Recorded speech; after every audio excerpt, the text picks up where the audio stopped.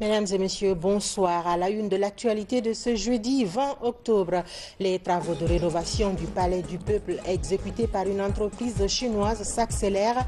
Le chef de l'État, le colonel Mamadi Doumbouya, était ce jeudi sur le chantier pour voir l'état d'avancement des travaux. Également dans ce journal, distribution à Cancan des kits scolaires et des vivres aux ménages vulnérables et aux indigents. C'est au compte de la campagne nationale de soutien aux indigents et à leurs enfants. Fodé Bangali Fofana sera dans ce journal pour les détails. Enfin, après le lancement de la grande campagne nationale de reboisement, l'heure est au contrôle des sites reboisés à Kindia. Les inspecteurs sont déjà sur le terrain pour s'enquérir de l'état des plans. Les échos, c'est dans ce journal. Vous êtes bien sur la RTG. Merci de nous préférer pour vous informer. Bienvenue dans ce journal qu'on démarre par ce décret. Décret D 2022-0507 PRG CNRD SGG portant application du statut général des agents de l'État en matière de position administrative. Le président de la transition, vu la charte de la transition, décrète. Chapitre 1, disposition générale. Article 1er. Les positions administratives sont les différentes situations administratives ou juridiques dans lesquelles se trouve placé un fonctionnaire au cours de sa carrière professionnelle. Tout fonctionnaire est placé au cours de sa carrière dans l'une des positions suivantes: l'activité, le détachement, la disponibilité, le hors cadre. De l'activité. L'activité est la position du fonctionnaire qui exerce effectivement les fonctions afférentes à son emploi ou toute autre fonction qui lui a été attribuée au sein d'une administration centrale, déconcentrée ou décentralisée de l'État. L'activité est constatée par une affectation prononcée par l'autorité compétente en fonction des besoins du service. Dans chaque administration, des dispositions sont prises en vue d'assurer la permanence des fonctionnaires dans leur lieu d'affectation. Du détachement. Le détachement est la position du fonctionnaire autorisé à suspendre son service temporairement et dans l'intérêt public pour exercer un mandat public ou un emploi non prévu par les administrations de l'État. Dans les cas prévus au point A, B, C, D et E de l'article 45 ci-dessus, la durée de détachement du fonctionnaire ne peut excéder 5 ans, renouvelable une seule fois. Le détachement pour l'exercice d'une fonction élective, d'un mandat d'intérêt public ou d'un mandat syndical prend fin avec l'expiration du mandat. Le détachement peut prendre fin lorsque le fonctionnaire a atteint la limite d'âge de l'emploi de son administration d'origine avant la fin de la durée de son détachement. La position de détachement est suspensive des droits à rémunération. Toutefois, le fonctionnaire placé en position de détachement conserve ses droits à l'avancement et à l'ancienneté. De la disponibilité. La disponibilité est la position du fonctionnaire autorisé pour un motif d'intérêt personnel à suspendre temporairement ses activités de service. Dans cette position, le fonctionnaire cesse de bénéficier de ses droits à rémunération et de ses droits à l'avancement. Au-delà de 5 années passées en position de disponibilité, le fonctionnaire est d'office radié des effectifs de la fonction publique. Du hors cadre. La position hors cadre est celle du fonctionnaire qui, placé en détachement, désire être maintenu dans son affectation au-delà des délais prévus par le présent statut ou qui souhaite poursuivre ses activités dans une entreprise d'intérêt national n'entrant pas dans la classification des établissements ou organisations énumérées à l'article 45. Disposition finale. Le présent décret qui abroge toute disposition antérieure contraire prend effet à compter de la date de sa signature et sera enregistré et publié au journal officiel de la République, Conakry, le 20 octobre 2022, signé colonel Mamadi Doumbouya. Tenue ce jeudi de la session ordinaire du Conseil des ministres sous la haute présidence du chef de l'État, le colonel Mamadi Doumbouya, plusieurs sujets d'intérêt étaient à l'ordre du jour. Je vous propose de suivre le compte-rendu du ministre Ousmane Gaoul Diallo, porte-parole du gouvernement.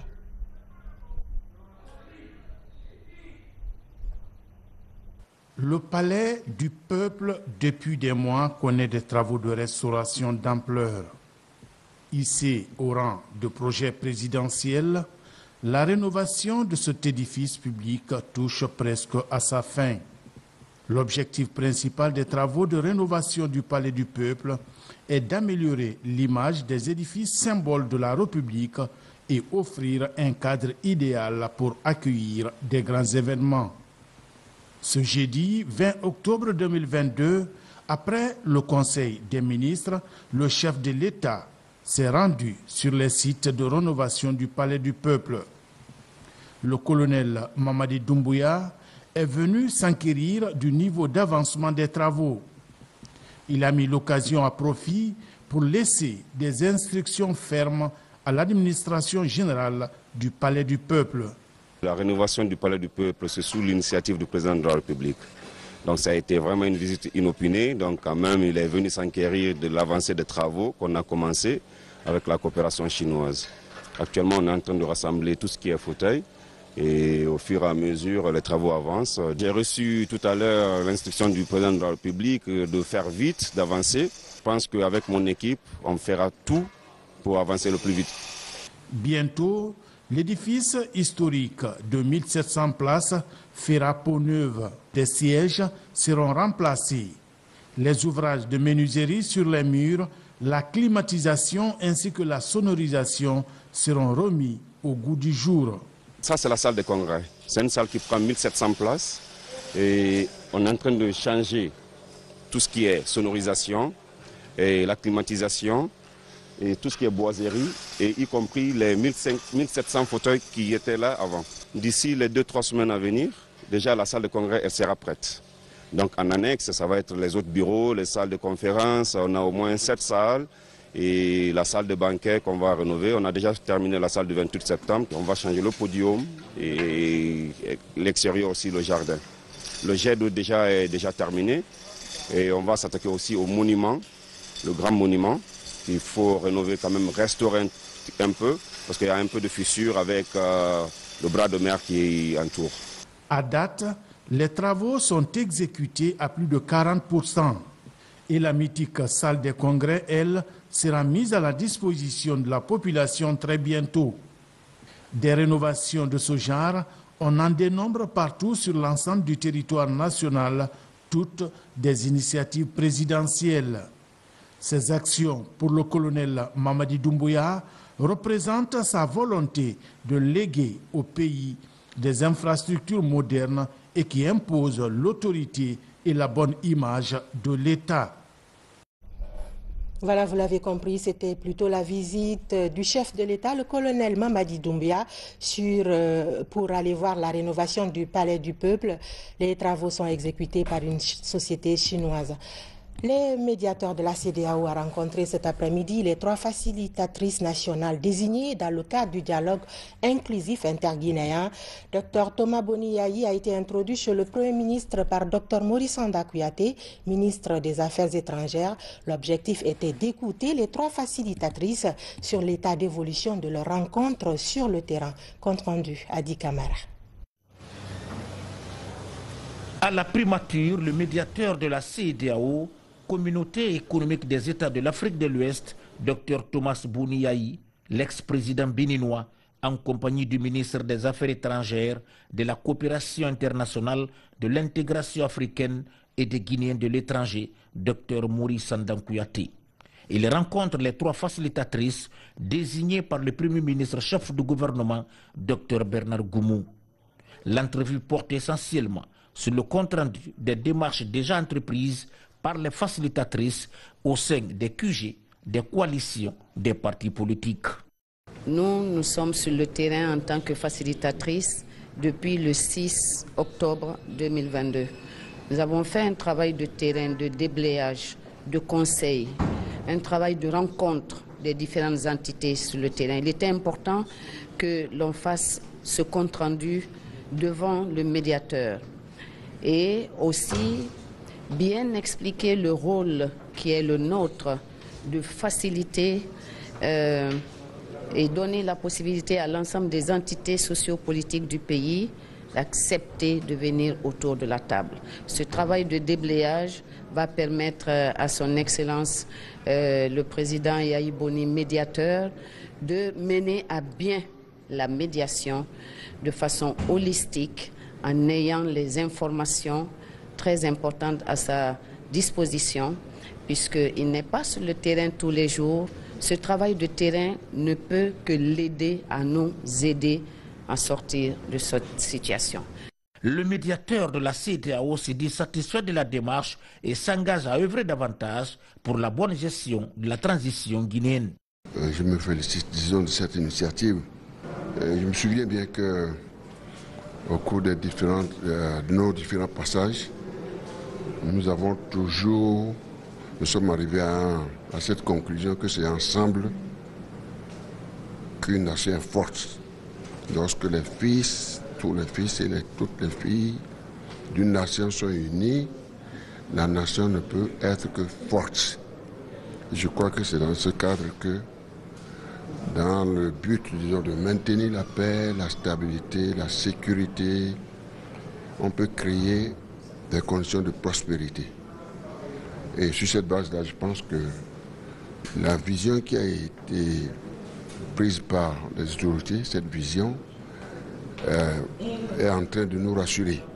Et que le processus de dialogue politique inclusif qui est déjà lancé signifie qu'en fait les lignes bougent dans le cadre de la gestion de la transition.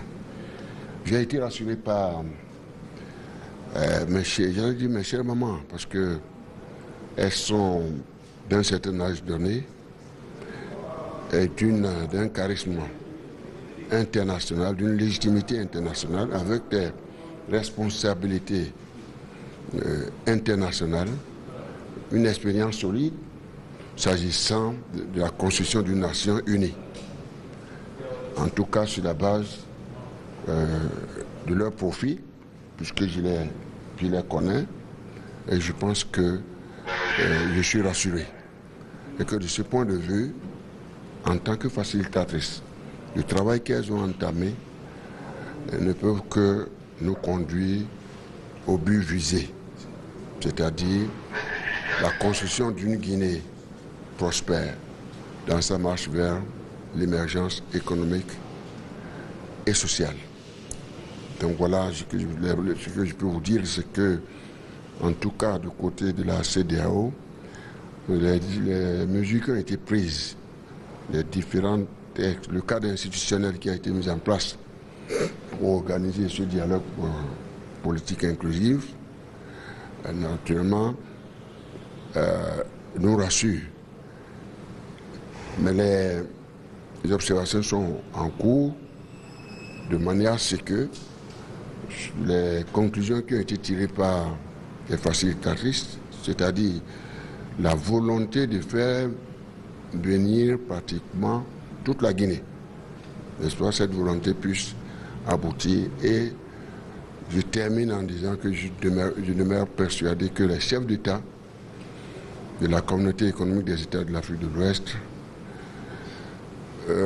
ne peuvent que s'en féliciter, que cette transition puisse se dérouler de manière inclusive, et ceci dans la paix, et soit une réussite dans l'intérêt de tous les Guinéens et de nos peuples au sein de l'espace de la communauté économique des États de l'Afrique de l'Ouest. Le ministre de l'administration du territoire et de la décentralisation, Mouri Kondé, revient sur l'agenda de la transition et la tenue des travaux techniques. La mission actuelle de la CEDEAO qui séjourne en Guinée, l'objectif est de travailler avec le gouvernement sur l'agenda de la transition que nous avons présenté, évaluer de façon technique cet agenda, voir au niveau de la CEDEAO et leurs propositions, et à la suite de cela, c'est ce qu'ils iront présenter à la conférence des chefs d'État. Et aujourd'hui, nous sommes dans la 4e journée de ces travaux techniques qui avancent très bien.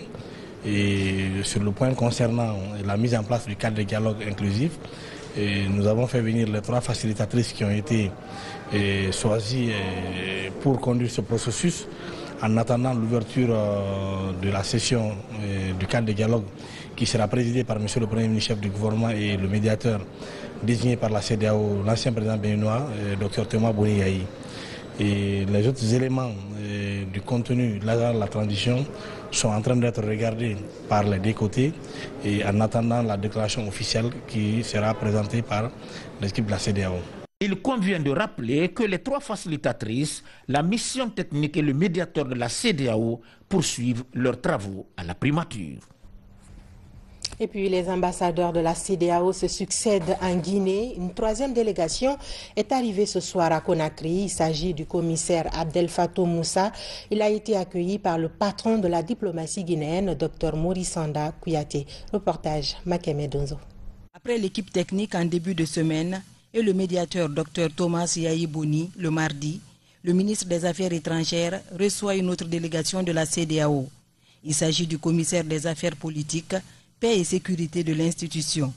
Sa visite s'inscrit dans le cadre du travail en cours avec les autorités guinéennes sur le chronogramme de la transition.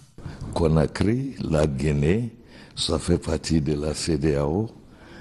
C'est notre pays frère. Et pendant cette transition, voilà, qui se déroule dans le pays, quoi, c'est l'idée, quoi, de la détermination des chefs d'État de la sous-région et le président de la commission de la CEDEAO de faire tout pour accompagner le processus. Voilà pourquoi nous sommes là, c'est pour échanger un peu avec nos frères, le ministre des Affaires étrangères et les autres dirigeants de ce pays, pour voir comment on peut, n'est-ce pas, deux choses, maintenir la transition, voilà, d'abord, et aussi soutenir tous nos frères, tous les partis prenants pour aller vers la réconciliation nationale. Des mots qui ont une résonance panafricaniste pour le ministre des Affaires étrangères, Dr Morisanda Kouyaté, en souhaitant la bienvenue à l'ambassadeur Abdel Fattah, rappelle tout le sérieux que la République de Guinée accorde à ce travail avec la CEDEAO. Il vient en tant que commissaire, mais il est là comme étant le représentant du président de la commission de la CEDEAO. Donc c'est un grand honneur pour la Guinée de recevoir presque toute la CEDEAO technique et politique ici en Guinée. C'est un signe de considération pour la Guinée, un signe d'accompagnement franc de nos frères. C'est une semaine intense et décisive. Elle permettra à la Guinée et à la CEDEAO d'harmoniser leurs positions sur le chronogramme de la transition en cours. Je vous le disais à l'entame, tenue ce jeudi de la session ordinaire du Conseil des ministres sous la haute présidence du chef de l'État, le colonel Mamadi Doumbouya. Plusieurs sujets d'intérêt étaient à l'ordre du jour. Je vous propose de suivre cet extrait du ministre Ousmane Gawal Diallo, porte-parole du gouvernement. La session ordinaire du Conseil des ministres s'est tenue ce jeudi 20 octobre 2022 de 10h à 12h sous la haute autorité de son Excellence Monsieur le Président du CNRD, Président de la transition, chef de l'État, chef suprême des armées, le colonel Mamadi Doumbouya. Les points suivants étaient inscrits à l'ordre du jour. Message de son Excellence Monsieur le Président de la transition, compte rendu de la session ordinaire du Conseil interministériel du mardi 18 octobre 2022, décision du Conseil des ministres et divers. Message de son Excellence Monsieur le Président de la transition. Le message de son Excellence Monsieur le Président du CNRD, Président de la transition, le colonel Mamadi Doumbouya a principalement porté sur deux points. La problématique du stationnement des gros engins et le contenu local. Concernant le stationnement des gros engins, le président de la transition a constaté que nombreux sont les propriétaires de gros engins, camions-citernes, qui choisissent les axes routiers pour stationner leurs engins, transformant de fait la voie publique en garage. Le chef de l'État a déploré de telles pratiques qui amplifient les embouteillages sur nos routes et provoquent en grande majorité les accidents de circulation dans notre pays. Le président de la transition a instruit le ministre des Infrastructures et des Transports et le ministre en charge de la sécurité et de la protection civile de prendre des dispositions idoines pour sensibiliser les acteurs et veiller à ce que tous les gros engins soient stationnés dans des parcs automobiles consacrés à cet effet. Sur le point relatif au contenu local, dans la continuité de renforcer le partenariat gagnant-gagnant avec les investisseurs et les amis de la Guinée, le chef de l'État a informé qu'une loi sur le contenu local a récemment été promulguée. Une loi ne valant que par son application, le président de la transition a indiqué qu'il attache du prix à sa mise en œuvre à tous les niveaux pour la création de l'emploi et de nouvelles opportunités au bénéfice des Guinéennes et Guinéens, dans le strict respect des accords de convention légalement souscrits par notre pays. Le chef de l'État a aussi instruit que cette loi soit vulgarisée afin que son contenu soit bien compris non seulement par nos compatriotes, mais aussi par les investisseurs étrangers. Le volontariat des Nations Unies, c'est l'une des opportunités offertes aux jeunes stagiaires de plus en plus nombreux au ministère de l'Administration du Territoire et de la Décentralisation. Plus de 150 jeunes stagiaires sont formés sur le thème « Comment devenir volontaire des Nations Unies ?» Reportage Amadou Touré. Comment devenir volontaire des Nations Unies? C'est la question principale de cette session de formation organisée par le ministère de l'Administration du Territoire et de la Décentralisation en faveur de ces stagiaires. Objectif, offrir des opportunités de service et d'emploi à ces jeunes longtemps restés à attendre le recrutement à la fonction publique.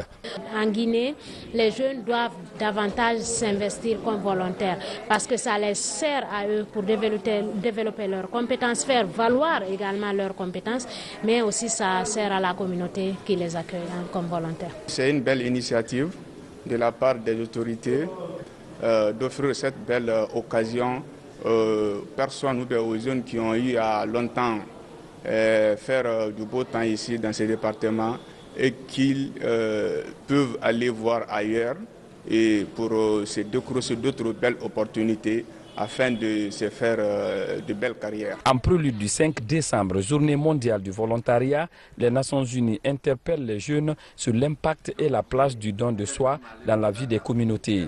Une idée saluée et accompagnée par le ministère de l'Administration du Territoire et de la décentralisation. Spécifiquement au niveau du volontariat des Nations Unies, il faut déjà s'inscrire dans la base du données du programme des volontaires ONU. C'est au app.unv.org et une fois inscrit au niveau de cette plateforme, vous avez accès à toutes les opportunités en Guinée ou au niveau international. Selon les experts, le volontariat renforce sur le citoyen l'engagement civique. Il protège l'inclusion sociale et fortifie la solidarité. Dans le registre formation toujours, les responsables des différents bureaux de stratégie et de développement BSD des départements ministériels sont en formation à Kindia. Il s'agit d'un renforcement de capacité en planification et en gestion axé sur les résultats. C'est une action du ministère de l'économie, des finances et du plan en collaboration avec le système des Nations Unies. Moussa Bangoura, Daoudaba. Ces responsables des bureaux de stratégie et de développement des départements sectoriels renforcent leurs capacités en planification et en gestion axée sur les résultats. C'est une initiative du ministère de l'économie, des finances et du plan, en collaboration avec le système des Nations Unies. On attend à la fin de l'atelier de doter la Guinée des cadres outillés dans le cadre du développement sectoriel. Nous allons échanger sur les outils les plus novateurs. Nous allons aussi prendre les leçons des expériences du passé parce que la transition souhaite véritablement un reset. Ici à Kindia, c'est une équipe mixte de facilitateurs qui coordonnent les travaux. Des travaux axés sur une approche participative. va falloir qu'eux d'abord maîtrisent ce que c'est que la planification, comment est-ce qu'on planifie, comment est-ce qu'on suit et comment est-ce qu'on évalue le développement d'une nation. Les VSD sont jeunes, donc il était important d'outiller ces VSD sur les outils de planification stratégique et de gestion axés sur les résultats, étant donné qu'ils sont les cerveaux au niveau des ministères sectoriels. Cet exercice d'amélioration de la stratégie de gouvernance se déroule en séance plénière. Pendant 5 jours, ces facilitateurs feront des exposés introductifs avant de passer en revue tous les contours de la planification. Je vous le disais dans les titres, distribution des kits scolaires et des vivres aux ménages vulnérables et aux indigents du côté de Cancan. C'est au compte de la campagne nationale de soutien aux indigents et à leurs enfants. La cérémonie a été présidée par le directeur de cabinet du gouvernorat en présence du directeur général du Fonds de développement social et de l'indigence, Fodé Bangali Fofana. Ce matin, à la place de l'indépendance de Cancan, des personnes vulnérables, des enfants issus des ménages indigents, les chefs des centres éducatifs et les enseignants réunis autour des autorités administratives. C'est le lancement de la campagne nationale de distribution des kits scolaires et des vivres aux ménages vulnérables et indigents, étape de Cancan. Une opération devant toucher tout le pays. Expression de la volonté politique du président de la transition, colonel Mamadi Doumbouya, qui devient pour la direction générale du Fonds de développement social et de l'indigence une tradition. Ce geste a pour but d'assister les ménages indigents à enregistrer dans le registre social unifié, afin que ces enfants et ces familles vulnérables puissent ressentir la redistribution de la richesse promise par son Excellence le colonel Mamadi Doumbouya. La mise en œuvre de ce projet concerne toute la République de Guinée dans sa globalité. C'est pourquoi je salue le généreux donateur au nom de tous nos enfants issus des ménages indigents enregistrés dans le registre social unifié. Je vous dis merci du fond du cœur. Cette campagne de distribution de kits scolaires et de vivres aux ménages vulnérables et indigents est lancée par la Direction générale du Fonds de développement social et de l'indigence dans le but de continuer à apporter son soutien à tous les enfants issus des ménages indigents dans tout le pays. Cette initiative du président de la transition est saluée par les heureux bénéficiaires. Nous sommes très contents de ce geste du président, colonel Mamadi Doumbouya. Nous donner du riz pour que nous, nos enfants aussi mangent à leur faim, aller à l'école comme les autres enfants. Le président ne peut rien nous faire qui soit plus que ça. Que Dieu le protège et protège la transition. De vivre pourquoi? Nous sommes à la fin presque d'une saison, dont les récoltes ne sont pas encore disponibles. Dans un moment très difficile pour les familles vulnérables, pour les personnes indigentes. Et les kits scolaires, nous allons toucher 1000 enfants avec les kits scolaires, c'est-à-dire les cahiers, bics et autres là, le sac, et 1000 pères de famille issus de ménages vulnérables. Alors ça va continuer dans les autres préfectures et dans les autres régions administratives du pays. Ce geste du président de la transition donne du sourire à ces personnes vulnérables et leurs enfants. Une action salvatrice qui se situe dans le cadre de la mise en œuvre de sa politique de protection sociale en faveur des plus démunis. La réforme du système éducatif engagée par les autorités de la transition se matérialise progressivement sur le terrain. Plusieurs établissements scolaires adoptent de nouvelles habitudes. C'est le cas du groupe scolaire La Nouvelle Vision de Kountia dans la commune de Koya. Cet établissement scolaire mise désormais sur le numérique pour mieux préparer les élèves aux métiers d'avenir en lien avec le digital. Marwan Kamara. L'usage du numérique au sein des établissements scolaires constitue un important levier pour le renforcement du système éducatif. Le projet fait déjà ses preuves à Koya au sein du groupe scolaire La Nouvelle Vision, la réussite. Ici, les élèves apprennent désormais à travers le digital. Un modèle d'apprentissage innovant conçu par DEM Éducation pour renforcer les efforts du gouvernement dans son projet de numérisation du système éducatif. Nous avons mis en place une technique qui permet de faire profiter beaucoup d'élèves à travers une seule tablette. L'enseignant peut utiliser une tablette pour satisfaire toute une classe. C'est pourquoi nous sommes en train d'envisager d'envoyer une quantité importante en Guinée. Cet outil va aujourd'hui aider l'élève guinéen à mieux apprendre. Parce que ces tablettes que j'ai vues, il n'y a pas d'internet dedans. Il suffit de l'avoir et toutes les applications de la maternelle, primaire jusqu'en terminale, tous les programmes de la Guinée y sont dedans. Ce projet arrive dans un contexte marqué par le faible taux de réussite dans les différents examens nationaux. Introduire ce système à l'école est l'une des politiques de soutien pour améliorer les résultats. J'ai visité des classes déjà qui sont numérisées. Les enfants déjà de 3-4 ans déjà savent manier les ordinateurs. C'est un atout majeur. DEM Éducation compte élargir le programme dans toutes les écoles du pays. Sa vision, jeter les bases d'une meilleure méthode d'assimilation des cours et mieux préparer les élèves à affronter toutes les subtilités des technologies de l'information et de la communication. L'actualité, c'est aussi l'évaluation du projet FIFA Project. Les parties prenantes se sont réunies pour tirer les leçons d'une année de terrain. Une réunion annuelle qui s'est tenue avec la participation des bailleurs de ce projet qui consiste à déterminer les causes des maladies fébriles. Tcherno Maroufba, Algassimouba. Après un an d'activité dans les sites pilotes du projet pour déterminer les causes des maladies fébriles en Guinée, les parties prenantes se retrouvent pour tirer les leçons. Un projet pilote qui touche les préfectures de Guékédou et d'Alaba. Pour cette première année d'activité, le projet s'est accentué sur la formation des agents de terrain. Pour les prochaines années, des activités seront menées dans les 2 hôpitaux préfectoraux. Le projet compte toucher 2000 personnes. Les 2 prochaines années, c'est la collecte des données.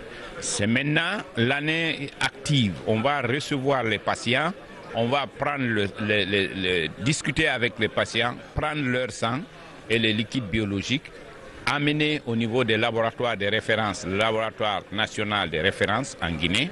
Je vais parler de l'INSP, je vais parler de la fièvre hémorragique et d'autres laboratoires de référence et pourquoi pas des laboratoires au niveau international. Le projet vise à démontrer les preuves d'une potentielle transmission ou propagation des agents pathogènes zoonotiques à haut risque associés aux maladies fébriles entre les humains et les animaux. Les résultats qui seront obtenus sur le terrain vont servir de bréviaire au ministère de la Santé pour la promotion du concept Une seule santé. Les résultats qui vont sortir de la mise en œuvre de ce projet dans les 2 zones pilotes vont nous permettre d'élaborer des stratégies de prise en charge de la fièvre basé sur des évidences. L'Université de Georgetown appuie l'ONG Santé Plus Organisation dans la réalisation des études sur les causes des maladies fébriles dans notre pays. D'autres instituts de santé et laboratoires sont mis à contribution pour présenter des résultats efficaces. Les usagers de l'axe Le Prince ont eu du mal à se mouvoir ce jeudi 20 octobre. Beaucoup n'ont pas pu rejoindre leur lieu de travail et pour cause, des manifestants à l'appel du FNDC ont investi la route avant l'arrivée des forces de l'ordre pour les en dissuader. Mon colonel Morikaba compte rendu. Sur l'axe Le Prince, la circulation est restée interrompue de Hamdalaï à Koza en passant par Bambeto. À Koloma Marché, boutiques et magasins sont fermés par endroits pour cause des affrontements entre forces de l'ordre et manifestants. Avant d'être déployés sur le terrain, les agents de maintien d'ordre ont reçu des consignes de leur hiérarchie. Je suis juste de passage pour voir un peu le bon fonctionnement du dispositif de prévention qui a été lancé depuis hier soir.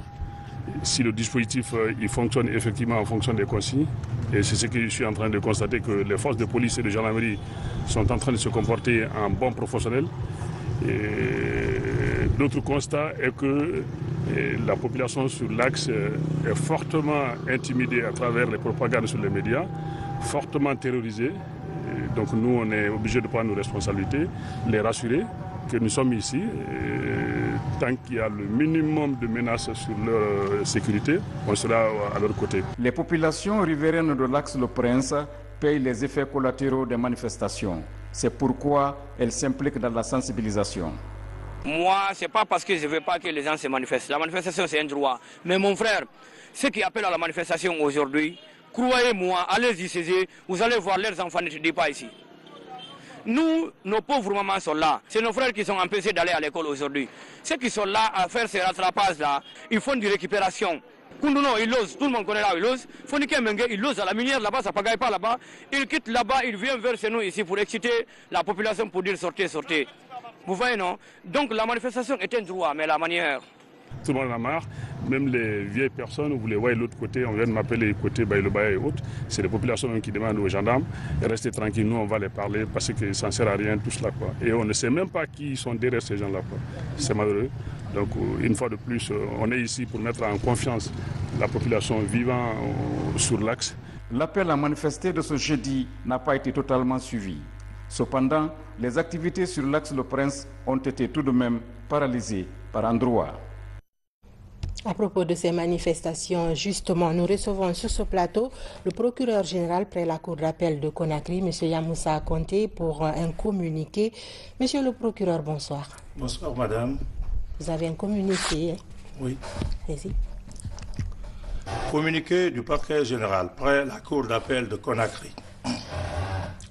Objet, instruction aux fins de poursuite judiciaire pour des faits de destruction de biens publics et privés, coups ou blessures volontaires, atteinte à la liberté de circulation, participation délictueuse à un attroupement, outrage à agent, provocation directe à un attroupement et complicité. Il a été porté à la connaissance du procureur général près à la cour d'appel de Conakry par les services en charge du maintien d'ordre. Plusieurs faits répréhensibles dans la nuit du 19, la journée du 20 octobre 2022, dans la commune de Ratouma particulièrement et de manière générale dans la zone de Grand Conakry.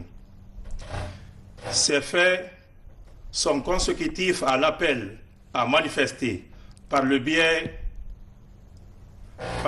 des réseaux sociaux et les médias par Sékou Koundouno qui, au nom d'une entité dissoute, a sans aucune forme légale, avec des propos qui font appel à des séries de manifestations.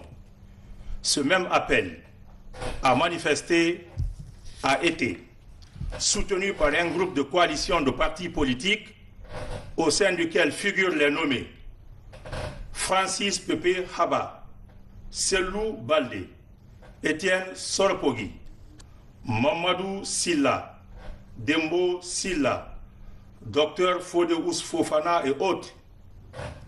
Il résulte du bilan provisoire de cette manifestation violente 9 véhicules de la gendarmerie endommagés, 4 blessés, dont 3 graves, dans les rangs de la gendarmerie.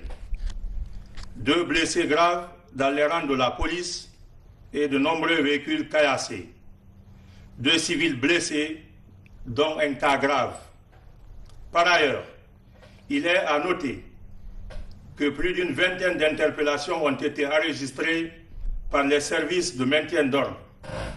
Le procureur général, dans son rôle de coordonnateur de l'action des procureurs de la République, du ressort de la Cour d'appel de Conakry, conformément aux dispositions des articles 41, 42, 43 et suivants du Code de procédure pénale, instruit au procureur de la République des tribunaux de première instance de Kaloum, de Dixine, Mafanko, de Koya et de Doubreka, de diligenter sans délai des poursuites judiciaires contre les organisateurs et tout participant de la dite manifestation, interdite en saisissant les unités de police judiciaire de leur ressort conformément au Code de procédure pénale. Le procureur général attache du prix à l'exécution des présentes instructions dans l'intérêt de la loi et de la préservation de la quiétude sociale en République de Guinée, fait au parquet général Conakry le 20 octobre 2022, le procureur général Yamoussa Konté. Je vous remercie. Voilà, c'était donc là le communiqué relatif aux manifestations de ce jeudi, communiqué dont le contenu vous a été livré par M. Yamoussa Konté, procureur général près la cour d'appel de Conakry. Il n'y a pas de développement sans la paix, d'où cette rencontre des ambassadeurs de la paix universelle Antenne Guinée avec la gouverneure de Conakry. C'est pour harmoniser les idées sur la question du maintien d'un climat de paix et de quiétude sociale en cette période de transition. Moussa Bangoura. Les ambassadeurs de la paix universelle Antenne Guinée au gouvernorat de Conakry. Cette délégation composée de responsables religieux, de femmes leaders et de sages vient prendre contact avec la gouverneure de Conakry pour lui expliquer tous les contours de leur programme d'intervention pour une transition inclusive et apaisée. Nous sommes venus pour qu'on nous connaisse, qu'on connaisse les objectifs que nous poursuivons et que quand on nous verra la tâche, qu'on nous donne l'appui nécessaire pour que cette tâche soit grandement facilitée. Vous n'êtes pas sans savoir que la Guinée a besoin de paix. Nous avons besoin de vivre en paix, nous avons besoin de vivre dans la cohésion, nous avons besoin de vivre dans la fraternité et c'est cela que nous sommes venus promouvoir. Préoccupé pour la paix dans la cité, la gouverneure Mawasila réaffirme son engagement à accompagner ses ambassadeurs qui s'investissent dans la promotion de vivre ensemble. Ils sont en train de piloter une mission noble qui est la paix. Pour qu'un développement se fasse dans un pays, il faut la paix. Il faut que nous apprenions à vivre ensemble, simples Guinéens pour développer notre pays, car c'est ce que le premier magistrat de la République veut, le colonel Mamadi Doumbouya, le chef de l'État, chef suprême des armées. Depuis qu'il est là, il œuvre pour l'union des Guinéens. Ces ambassadeurs comptent faire le tour des départements ministériels et autres structures afin de réunir les Guinéens autour de l'idéal d'unité d'action pour le développement socio-économique. Troisième titre de ce journal, quelques mois après le lancement de la grande campagne de reboisement en Guinée, l'heure est au contrôle des sites reboisés. Cette semaine, les inspecteurs étaient dans la région de Kindia pour s'enquérir de l'état des plans sur les différentes... Compte rendu Yaya Silla. Le mois de juin passé, la Guinée se lançait dans une campagne de reboisement sur toute l'étendue du territoire national. La mobilisation au niveau de la région de Kindia était sans précédent. Quelques mois après cette campagne, voici les inspecteurs du ministère de l'Environnement sur le terrain pour constater l'évolution des arbres plantés et les superficies reboisées. Les premières impressions sont bonnes, malgré qu'il y a par endroits quelques manquements. Comme vous savez, c'est une première fois dans l'histoire de notre département. De ce fait, nous sommes satisfaits à 70%. La sous-préfecture de Wonkifong, dans la préfecture de Koya, est parmi les nombreux sites reboisés dans la région. J'ai dit à Wonkifong d'une manière générale, c'est une zone d'exploitation artisanale. Donc pour pouvoir conserver le sol, le département a jugé nécessaire de cibler d'abord les sites dégradés afin de les restaurer. Et à cela, on a prévu le Mélina. Nous devons veiller sur ces sites parce que c'est voilà l'une des raisons même de notre existence dans ces cantonnements. On fait non seulement le reboisement, mais le suivi pour ne pas qu'on tombe dans les erreurs du passé. La mission de l'inspection du ministère de l'Environnement est dans toutes les régions administratives pour évaluer l'évolution des plantes et le nombre de surfaces reboisées. Voilà qui met fin à ce journal. Demain, vous serez avec Falilou Diallo. Quant à moi, je vous dis à très vite sur vos télévisions nationales. Bonsoir.